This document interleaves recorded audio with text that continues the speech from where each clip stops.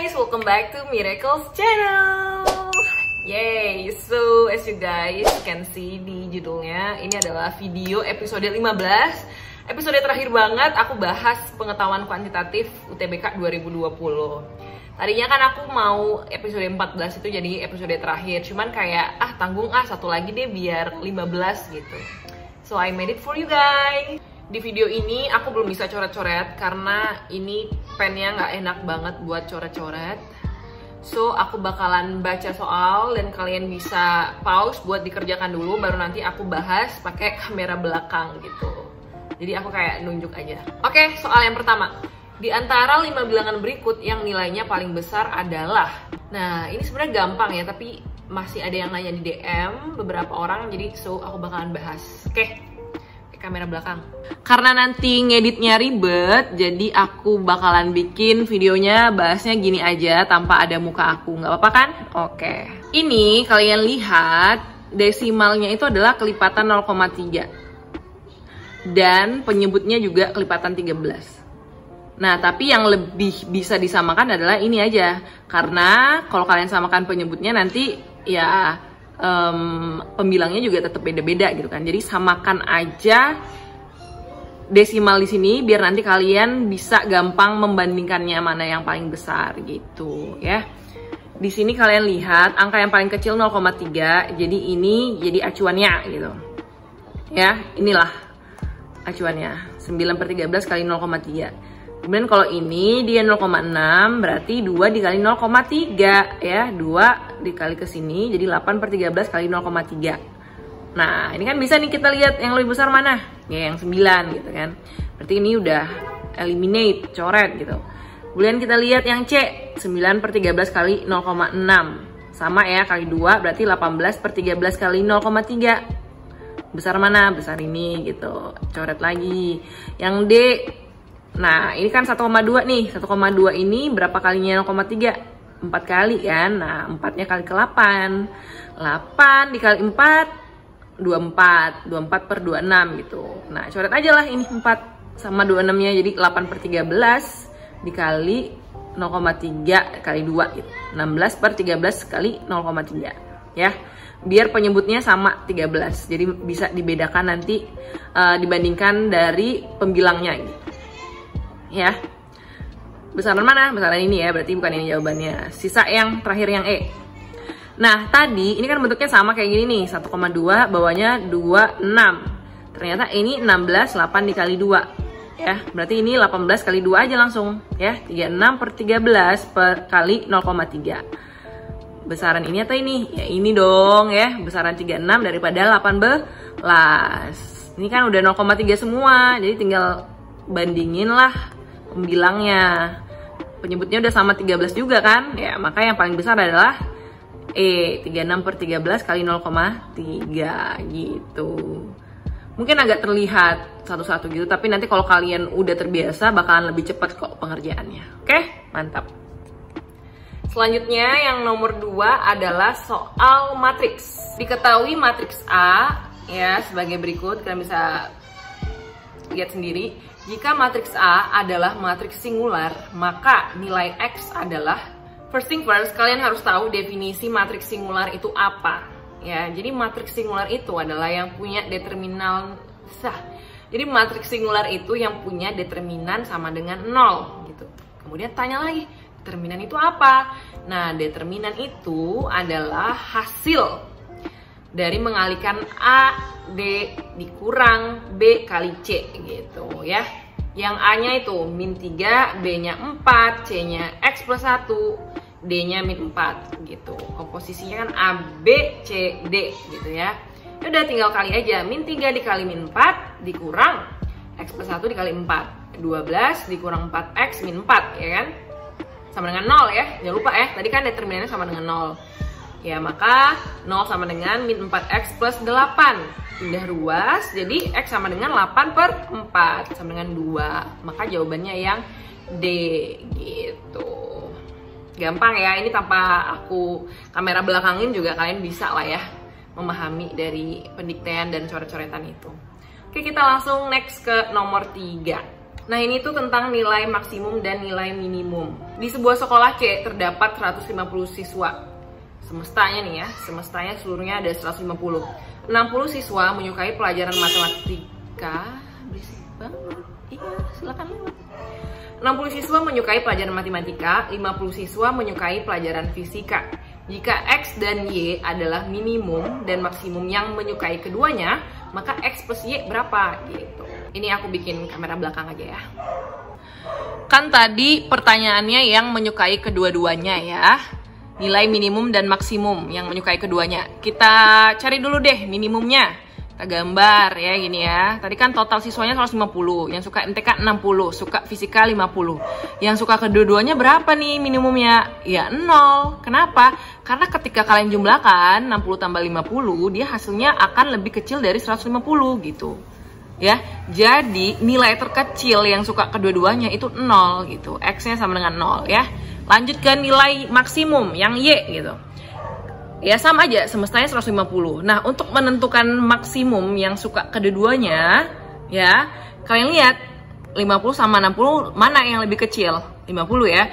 Berarti yang suka fisika itu gambarnya di dalam gini 50, kemudian di luarnya adalah yang suka matematika. Ya tinggal dikurang aja, 60 kurang 50.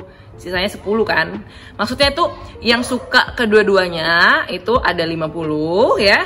Yang suka MTK doang ada 10 gitu. Nilai maksimumnya. Maka Y sama dengan 50. So jumlahnya berapa? X plus Y. 50 ditambah 0. 50. Maka jawabannya yang A gitu. Gampang ya? Lanjut guys. Oke, kita lanjut ke soal nomor 4. Ini nggak perlu coret-coret. AEGK itu persegi ya.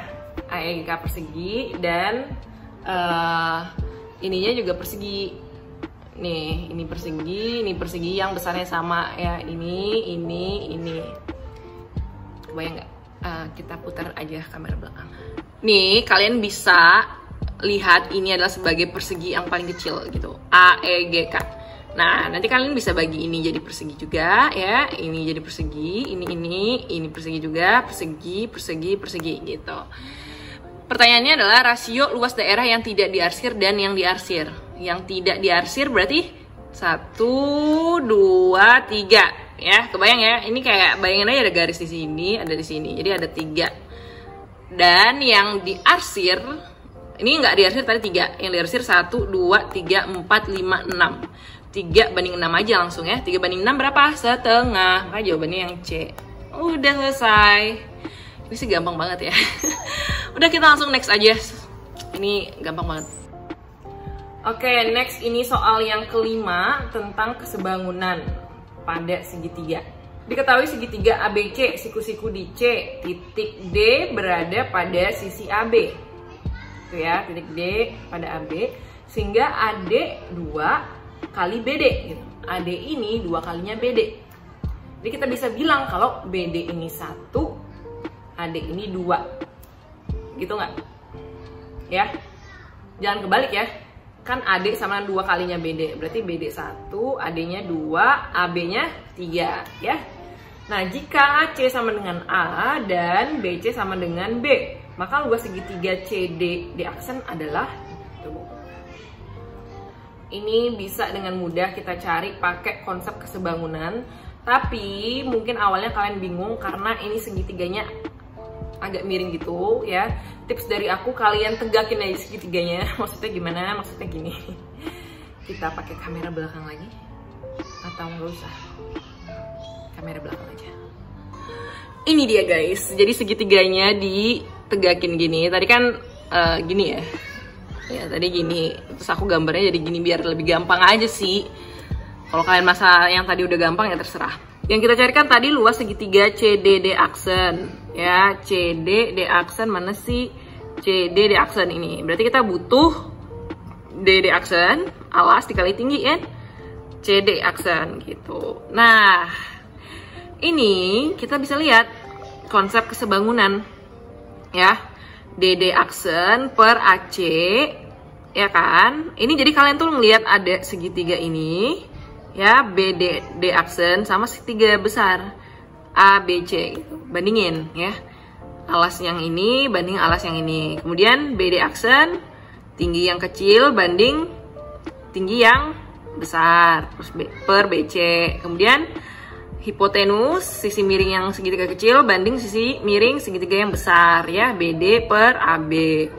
Sama dengan berapa? 1/3. Loh, dari mana Kak? Ya kan? Ya ini, tadi kan udah ketahui tuh. Nih di soalnya. Ya, dari sini. AD sama dengan 2 kali BD ya. Berarti AD-nya 2, BD-nya 1. Kalau BD-nya 1, berarti AB-nya 3. 1 tambah 2 ya kan. Nah, berlaku juga buat alas dan tingginya tadi gitu. Oke, yang kita cari alas dan tinggi kan. Alas dan tinggi ini DD aksen gitu. Nah, pertama dari DD aksen. DD aksen per AC sama dengan 1/3 ya kan. Berarti DD aksen sama dengan 1/3 dikali AC gitu ya. AC-nya tadi apa? A gitu, 1/3 A berarti. Kemudian satu lagi CD aksen ya. Tadi kan udah alas, sekarang tinggi CD aksen. CD aksen ini kita bisa dapat dari melihat si BD aksen. Nih, ini kan CD aksen nih. Kita dapat dari BD aksen nanti dibandingkan sama yang BC gitu. Saya tinggal dikurang nanti ya. Kita lihat BD aksen ini sama dengan 1/3 kali BC. Maka BD aksen sama dengan 1/3 B.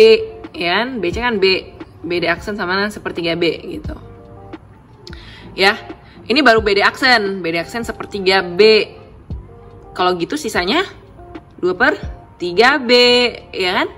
Kalau ini 1/3, ini B, ini 1B, ini 1/3 B, berarti sisanya ya 2/3 B gitu ya. Tinggal 1 dikurang 1/3.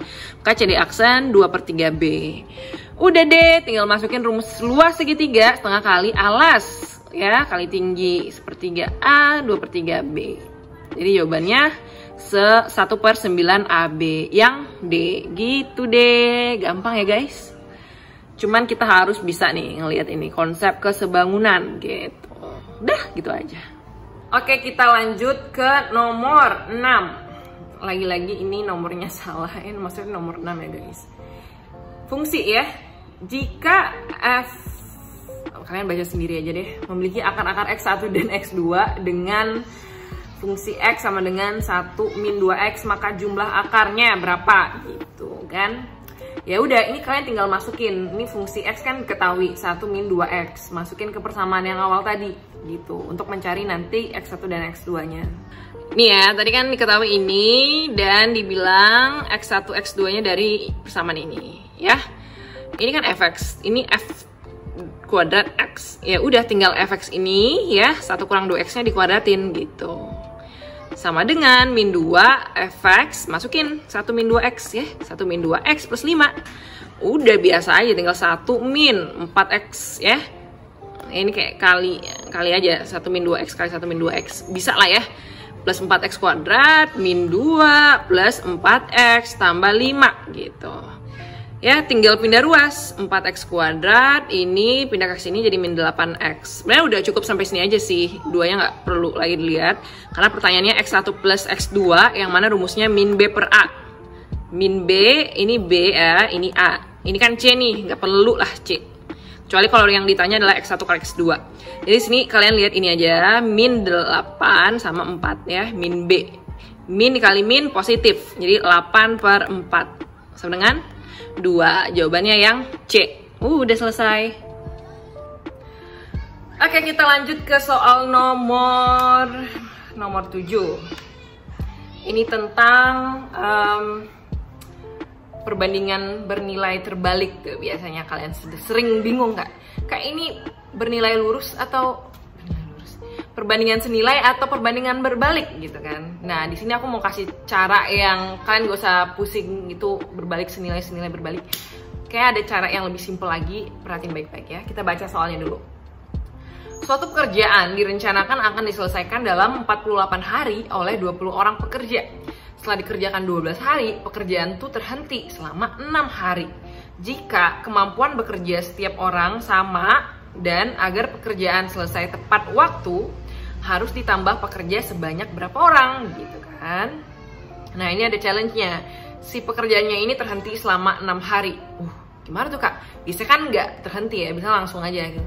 Ini agak ada challenge-nya, tapi tetap mudah. Nah ini aku mau kasih persamaan atau permodelan yang lebih simple daripada harus per gitu berbalik-berbalik. Nah kalian bisa lihat, perhatiin baik-baik ya. 48 hari nih oleh 20 pekerja. Setelah 12 hari pekerjaan terhenti 6 hari. Berarti sisanya tinggal 30 hari kan? Ya nggak? 12 tambah 6 kan 18, 48 kurang 18. Tinggal 30 hari. Nah, ya udah. Bikin persamaannya kayak gini. Tadi kan plannya 48 hari oleh 20 pekerja nih. Selesai nih, habis nih pekerjaannya gitu. Berarti 48 dikali 20 sama dengan ini yang sudah dikerjakan ya selama 12 hari. Terhenti, baru nanti dilanjutkan lagi. Ini dia, dilanjutkan sisanya 30 hari dengan 20 ditambah tambahan pekerjanya gitu. Ya, jadi kalian tuh harus paham dulu gimana cara membuat permodelannya ini. Jadi setelah 12 hari dan sisa 30 hari ini, nanti perkaliannya bakal harus sama ini, 48 kali 20 gitu. Ya, konsepnya gitu. Nah, ini kan dia tadi udah dikerjakan 12 hari ya. 12 hari oleh 20 pekerja. Terhenti 6 hari, sisanya 30 hari. Berarti 30 dikali 20 ditambah X pekerja gitu ya. Udah tinggal kaliin aja. 48 kali 2, 960. Ini dikali 240 kali ke dalam. Oh, ini nggak usah kali ke dalam dulu ya. Biar kalian bisa coret 00-nya dulu nih nanti. Ini 240 kan pindah ruas ke kiri jadi 720 ya, sama dengan 30 kali 20 plus X. Coret 0-nya. Shit. Setelah kalian coret 0-nya, 72 bagi 3 kan 24. X sama dengan 24 dikurang 20. 4 ya. Maka tambahan pekerjanya adalah 4 gitu. Gampang guys, iya, makanya kalian harus pelajarin ya bikin permodelan kayak gini biar nanti nggak salah. Ini caranya lebih cepat menurut aku. Mantap. Oke, kita lanjut ke soal nomor 8. Ini ada gambar dan fungsi ya. Kita baca. Jika Y1 sama dengan 2 pangkat X min 4, Y1 tuh yang ke atas itu ya, dan Y2 sama dengan 2 min X, maka manakah pernyataan yang benar sesuai gambar di samping? Oke, kita bedah dari pernyataan pertama dulu. Pernyataan tersebut benar atau salah? Ya kita masukin ya. Udah deh, kamera belakang. Nih ya guys, dia kan tadi memotong sumbu X di 2,0. Memotong sumbu X tuh berarti saat Y sama dengan 0 gitu kan. Ya masukin aja Y-nya 0. Sama dengan X-nya masukin 2. 4 kurang 4 kan 0. Berarti pernyataan 1 benar. Gitu aja buktinya. Nanti kalau ternyata ini hasilnya 3 gitu atau bukan 0, ya berarti pernyataan 1 salah gitu ya. Jadi tinggal masukin angka ini Y sama dengan 0, X sama dengan 2 ke Y1 ya, Y1 yang ini gitu. Next kita lihat pernyataan kedua, Y2 di atas Y1 untuk X lebih besar dari 2. Nah, gimana caranya? Kita lihat X lebih besar dari 2 itu di mana gitu. Di sini, ini adalah X sama dengan 2. Kok tahu gitu kan? Karena dia bilang kan tadi Y1 memotong sumbu X di 2,0. Ini Y1 memotong sumbu X. Nih, ya, ini kan maksudnya memotong sumbu X di 2,0. Ini adalah Y sama dengan 0, ini adalah berarti X sama dengan 2 gitu. Berarti kita bisa lihat setelah X-nya sama dengan 2 ya, X lebih besar dari 2 tuh maksudnya dari sini ke set gitu. Y2 di atas Y1 kah? Kita lihat. Ternyata Y2 di bawah Y1. Nih, dia akan selalu ke bawah terus nih, kayak gini. Ya, dan si Y1 akan terus ke atas. Maka pernyataan 2 salah ya. Nih ya. X lebih besar dari 2 tuh ini ya, dari sini ke sini. Nih. Jadi ini kan nggak termasuk nih saat X sama dengan 2 dia berpotongan. Jadi lebih besar dari 2 ya setelah ini. Yang mana Y2 selalu ke bawah, dia selalu di atas. Dia Y2 selalu di bawah Y1. Maka 2 salah. Kalau pernyataan 1 benar, 2 salah, maka pernyataan 3 auto benar. Dan yang keempat auto salah gitu. Jadi langsung aja jawabannya 1 dan 3 benar. Itu biar mempercepat kalian nanti ngerjain soal di UTBK. Karena banyak yang bilang, Kak aku bisa Kak, cuman kepepet waktu jadi ada yang aku isi asal gitu.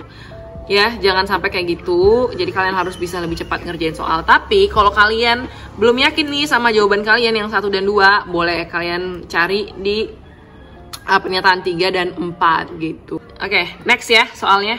Oke, yang terakhir nomor 9, sengaja biar ganjil. Karena ini episode 15, episode ganjil. Apa sih? Ya, terakhir adalah soal persamaan garis ya. Persamaan garis yang melalui titik potong garis lalala dan tegak lurus pada garis lalala adalah X plus BY plus C sama dengan 0. Nilai dari B plus C adalah. Inilah pembahasannya. Jadi kita disuruh mencari persamaan garis. Bentuknya kayak gini nanti. Ya, di persamaan garis yang udah kita dapat nanti, pertanyaannya adalah koefisien Y dan konstanta, gitu kan? Oke, pertama kita cari dulu titik potong garis ini.